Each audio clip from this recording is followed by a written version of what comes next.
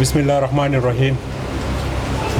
ډیر قدرمن عزتمن د دې صوبې سیکرټري ارشد خان صاحب، ډایرکټر پبلک پروسیکیوټر پی سوات سید نعیم خان، سابق ډایرکټر انفارمیشن خیبر پختونخوا نور الدی خان، ډاکټر نجیب الله چې په سعودي عرب کې د 2.5 کسانو له دلته چې څوک نرسنګ وکړي هغه نوجوانانو له کار ورکړی د هغه ډېر مشکور یم چې رالو. د پاکستان جرنالست اسوسییشن اسوسییټ ممبر او د داران ممبران د هغوی ډېر شکریا دا کومه چې دې پروګرام له په ټایم باندې رالل. د ټریفک پولیس دلته د انټیلیجنس ادارو ملګري او لیګل اډوایزر زموږ د شاعران ملګري د دوی ټولو شکریا دا کوم چې په وخت دې تقریب له رالل.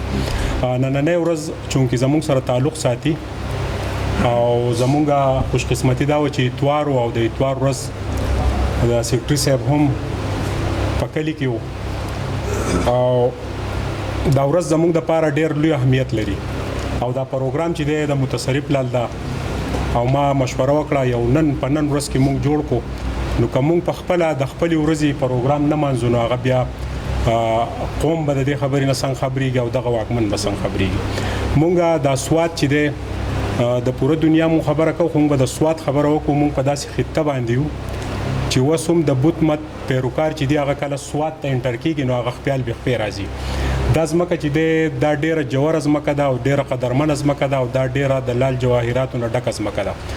مونږ جنګونه لیدلي دي او د 2008-9 نه مونږ دلته چې کوم قوتونه د هغې په منځ کې مونږ ریپورټینګ کړی دی او د هغې سیله سیکرټري صاحب ناسته او د پی پی صاحب ناسته ده ته پته ده چې د هغې نه مخامخ تاسو ته زه ولاړ یم چې مونږ ته څنګه تېرېږو. یو نیم کال وشو چې مونږ ته کم سوال جوابونه د ګاونډي ملک نه راځي خو زما د دې خبرې سیکرټري صاحب او پی پی صاحب ګواه دی چې یو ورځ یو سیکنډ زما په حوصله کې دا نه دي راغلي چې زه به صحافت پرېږدم یا به زما د دې لارې نه دوی واړئ. دا به زما په ذهن کې نه راغلي.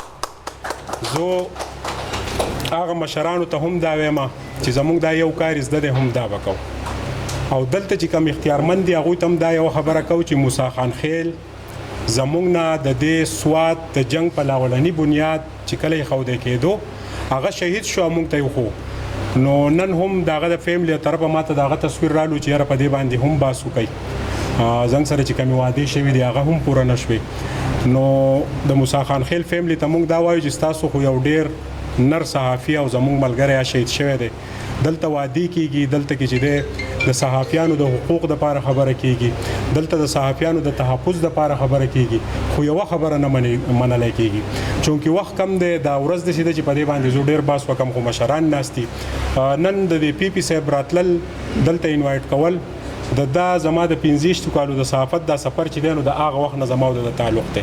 دا نورالدی خان چې ناست دی نو د دې صحافت قدم یې ښودل د نورالدی خان او د ارشد خان د دوی په استاذۍ کې چې دی مونږ د صحافت زده کړو او دلته رالو.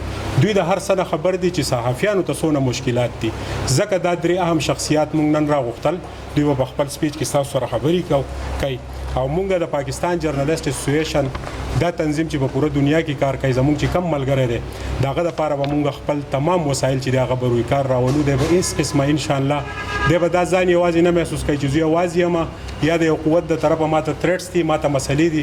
دا تنظیم به ټول چې دلته کې 12,000 کم صحافیان دي د په شا به ولاړ. ډېره مننه درنګ جهان مننه ټولو ملګرو مهرباني.